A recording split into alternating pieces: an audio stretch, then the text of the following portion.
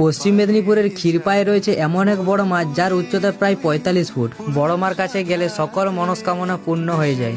Hello বন্ধুরা, আমি রাহুল। আজ আমি তোমাদেরকে নিয়ে যাব ক্ষীরপায়ের বড় মার কাছে। তাই সকাল সকাল আমি আর আমার বন্ধুরা মিলে বেরিয়ে পড়লাম। আমরা যাচ্ছি গাড়িতে করে, তোমরা চাইলে বাসেও যেতে পারো। গড়বেতা থেকে ক্ষীরপায়ে যাওয়ার জন্য অনেক বাস রয়েছে। বাসে করে গেলে তোমরা ক্ষীরপায়ে নেমে টোটো ধরে তোমরা এই মন্দিরে পৌঁছে যেতে পারো। পুজো দেওয়ার জন্য তোমরা মন্দিরের বাইরেই পেয়ে যাবে ফুল আর মিষ্টান্ন।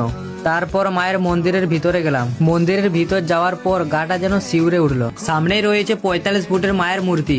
এই মন্দিরে কিন্তু পুজো করার জন্য কোনো পুরোহিত নেই, ভক্তরা মাকে নিজের হাতেই পুজো করেন।